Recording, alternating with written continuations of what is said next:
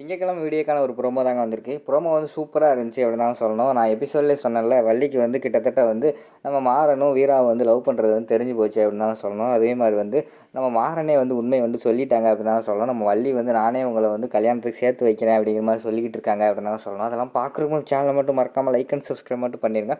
First எடுத்தோன்னே டேய் உன் முகத்தில் ஏதோ ஒரு வித்தியாசம் தெரியுறா, நீ உண்மையான லவ் பண்ணுற பொண்ணு யாருன்னு சொல்லு, எனக்கு என்னமோ அது வீராவாத்தான் இருக்கும் அப்படின்னு சொல்லிட்டு எனக்கு டவுட்டாக இருக்குடா அப்படிங்கிற மாதிரி வள்ளி சொல்கிறாங்க. அத்தை அதெல்லாம் கிடையாது, பேசாமல் இரு அப்படிங்கிற மாதிரி சொல்கிறாங்க.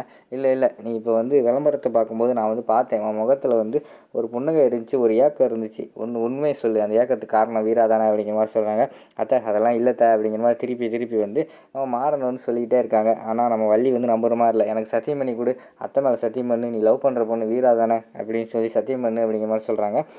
சரி என்ன பண்ணுறது, உண்மையை சொல்லிடுவோம் அப்படின்னு சொல்லிட்டு ஆமாத்தை நான் வந்து வீராவை தான் லவ் பண்ணுறேன் அப்படிங்கிற மாதிரி சொல்லிடுறாங்க. பிறையாண்டா நீ வந்து இப்போ வந்து அவளோட கல்யாணத்தை நீயே நடத்தி வைக்கிறேன்னு சொல்லிகிட்டு இருக்க, சத்தியம் பண்ணி வச்சிருக்க அப்படிங்கிற மாதிரி சொல்கிறாங்க. நானா சத்தியம் பண்ண சொன்னதே நீ தான் பண்ணுறான்னு வந்து அப்பா கிட்ட சத்தியம் பண்ண சொல்லிட்டு இப்போ என்னடா நான் தான் பண்ணேன் அப்படிங்கிற மாதிரி சொல்லிகிட்டு இருக்கேன் அப்படிங்கிற மாதிரி சொல்கிறாங்க.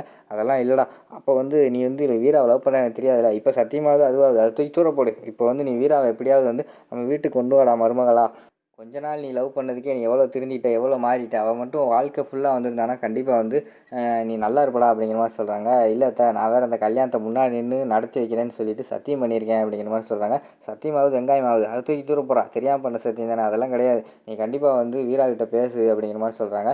ஆனால் அவள் என்னை லவ் பண்ணலை, அவள் தான் வேறு ஒரு பையனை வந்து கல்யாணம் பண்ண துணிஞ்சிட்டாள் அப்படிங்கிற மாதிரி வந்து நம்ம மாறன் சொல்கிறாங்க. அதுக்கு வள்ளி வந்து சொல்கிறாங்க, டேய் என்ன கல்யாணம் மாடா முடிஞ்சு நிச்சயம் தாண்டா பண்ணியிருக்காங்க, இன்னும் உனக்கு நாள் இருக்குடா, அதுக்குள்ளே பேசி அவளை எப்படியாவது அவளை வந்து சம்மதிக்க விடா, கண்டிப்பாக வந்து அவள் தான் இந்த வீட்டு மருமகளாக வரணும்னு எனக்கு ஆசையாக இருக்குடா, நீ பேசு இல்லை நானாவது பேசி உனக்கு கல்யாணம் முடிச்சு வைக்கண்டா அப்படிங்கிற மாதிரி சொல்கிறாங்க. இங்கே பாரு அத்தை, தேவையில்லாமல் ஏதாவது பேசிக்கிட்டு இருக்காது, அவளுக்கு அந்த கல்யாணத்தில் விருப்பம் இல்லை, அவளை தொந்தரவு பண்ண வேண்டாம், அவள் ஏதாவது சொல்லிட்டானா எனக்கு ரொம்ப கஷ்டமாக இருக்கும், எனக்கு வந்து வயிறு ரொம்ப பசிக்குது, நீ சாப்பாடு எடுத்து வை அப்படின்னு சொல்லிட்டு மாறன் வந்து கவலையோடு போகிறாங்க. வள்ளி வந்து யோசிச்சுக்கிட்டே இருக்கிற மாதிரி காட்டிக்கிட்டு இருக்காங்க. அதோட பார்த்தீங்கன்னா அந்த ப்ரோமோ வந்து முடிச்சிடுறாங்க.